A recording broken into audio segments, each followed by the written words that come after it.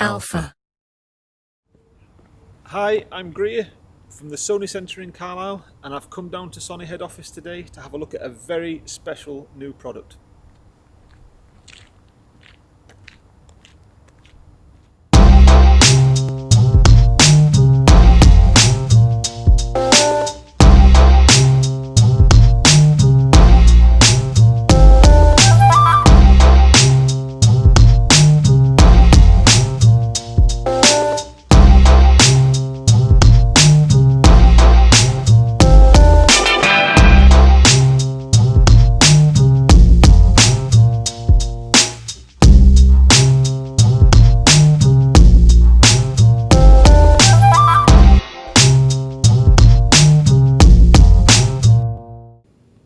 Hi, I'm Grier from the Sony Centre Carlisle, and I've come down to Sony today to find out more details on a very special product, and Sam from Sony is going to show us and tell us all about it.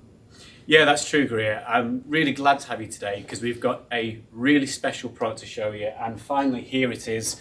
It's the Sony A7S Mark III. Now the A7S Mark III, we've been asked about this camera from several customers for several years. Where's it been? Well, it's a completely new product. Everything in this camera has been redesigned. It is new. There's a new sensor, there's a new processor, there's a new viewfinder. There's obviously a new body, and it's even slightly different to the existing A7R Mark IV and A9 Mark II, which we'll come to look at. So everything is completely brand new. So it's a camera designed from the bottom up, and it's taken that time to make this unique product, which has key features which are completely different to anything we or anybody else has ever made. Well, I noticed that you've hidden it from me, so I've not seen this or held it, so can I have a quick look Absolutely. at this? Yeah, so it feels familiar but different. Yeah, absolutely. You'll notice one or two key changes. One of the ones, because it's quite a video-based product, is there is now a record button on the top of the camera. So instead of C1 being on the top, we now have a record button, and C1 swaps places with that record button. We also have a slightly deeper grip, which you'll be able to feel. And if you take a look through the viewfinder, this is a brand new 9 million pixel viewfinder, Wow. which you should find is totally different. Yeah. As you know, our previous one was over 5 million pixels, but this is a totally new shooting experience. It's fabulous. It's great, isn't it? So last time we saw you, we were looking at the new ZV-1 compact vloggy camera, and straight away I noticed this has the same side hinged screen. Yes, it's got an articulated screen, so if you want to monitor yourself whilst recording, then it's very, very easy to use. And something that we'll look at in a bit as well, it's a touchscreen, but for the first time, it's a touchscreen where you can control the menu system, something which we've been asked for quite a lot previously. And there's one tiny other key difference, but if we're really drilling into the detail of this camera, you'll notice where something like the A7R Mark IV had just one cover headphone and microphone port, they actually now have separate sockets. So you could say that the weather sealing has been slightly improved. You can open one at a time. So it gives you real control over which ports you have access to and protects those you're not using. Well, it certainly feels fantastic in the hand. So we've all read the rumours of what this camera is going to be. What are the actual specs? So, as I mentioned, it's an absolutely brand new sensor. It's still 12 million pixels, so huge photodiodes or pixels, but it's what we call back illuminated. So the wiring is on the back of the camera, more light hits the front. And for the first time in an S, we use phase autofocus. In fact, we use 759 phase autofocus points to ensure really fast autofocus. And in order to cope with that extra speed information, we've got a brand new Bionz XR processor. So a totally new processor which allows us to capture that data. So it's a totally new setup.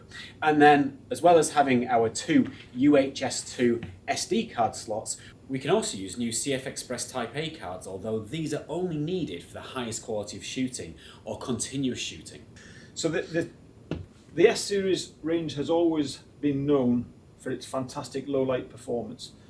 Does the S Mark III take it further? Yes, the S Mark III can now achieve 15 stops of dynamic range in video or 14 stops of dynamic range in stills. And for the first time, we've got a greater expanded ISO all the way down to 40 ISO, and that ranges up to 409,600. So it's got fantastic dynamic range, whether you're shooting stills or video. And also when it comes to low light, we have a new image stabilization system. So we still use an optical image stabilization in the lens, we still use an optical image stabilization in the body where we can move the sensor to compensate for your hand movements.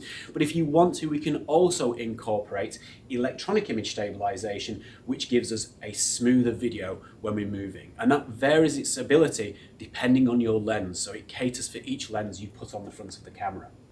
So for video, is this going to satisfy everybody's requirements for picture quality? It absolutely should, because it can shoot a variety of different formats. So it can still shoot 1080p, and it can shoot 1080p continuously at up to 240 frames per second. It can shoot 4K video up to 120 frames per second. It's worth saying that with the 4K, you can shoot in 24, 30 or 60p and capture audio, or if you're shooting 120p, that's without audio. And it can shoot for longer periods of time. There's an absolutely brand new cooling system in there which dissipates heat, and I'd love to tell you how long you can record for, but we've not managed to record that content on there to the point that the camera actually switches off. We've filled our memory cards or drained our 95 minutes of shooting on the battery before the camera's overheated. So as far as we know, it's completely unparalleled with its ability to continuously record. And I've just pressed the menu button, and it's a completely new menu system, and it looks really straightforward.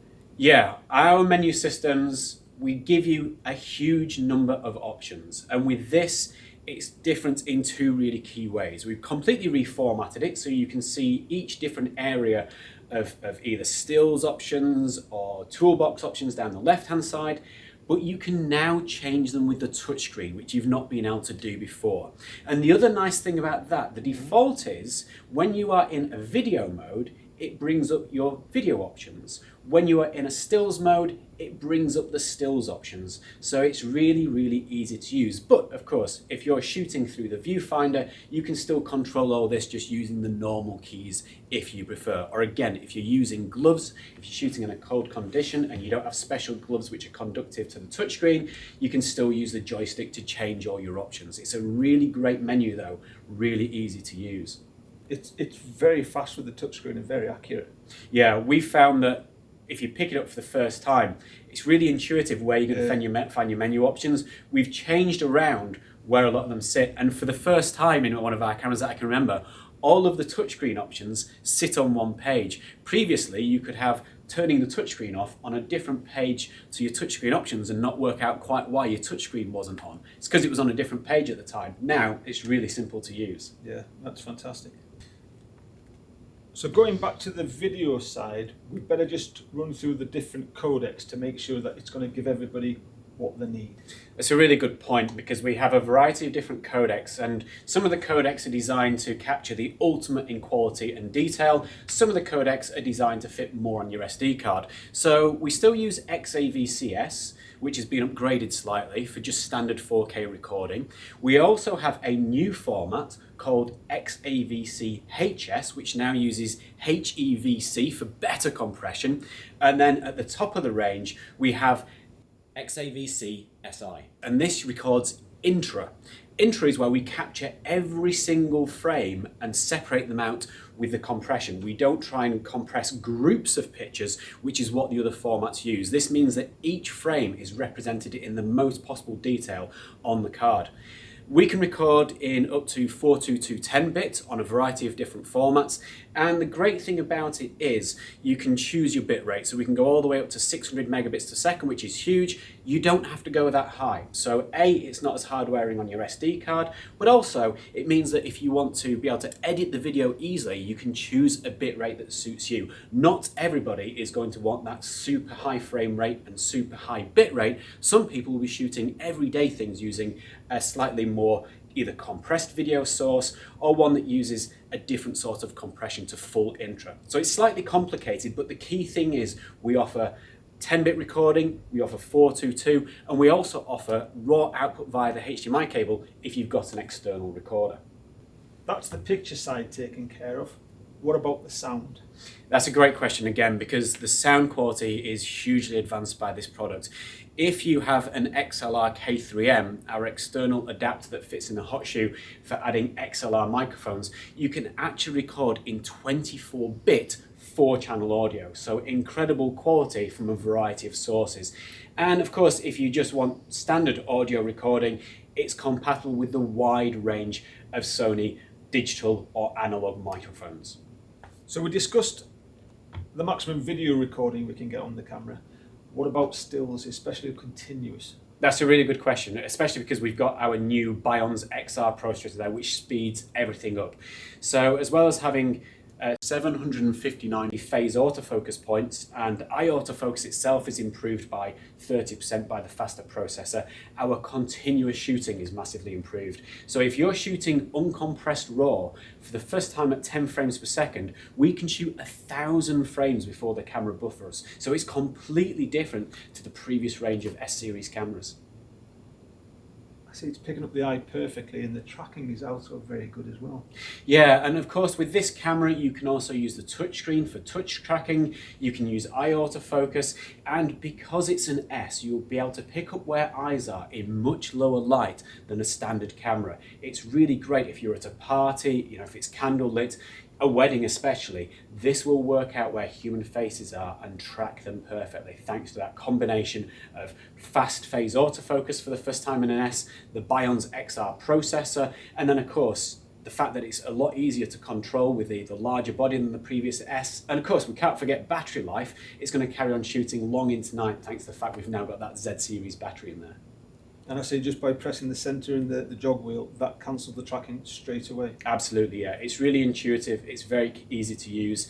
It's a great system. You can also, as we saw previously with our A7R Mark IV, you can really cater how fast both the autofocus changes to a new subject, so its sensitivity, and then also its focusing speed. If you wanted a slow transition of focus, a cinematic slow change from point A to point B, you can do. If you want it to be extremely fast, you can set it to instantly jump.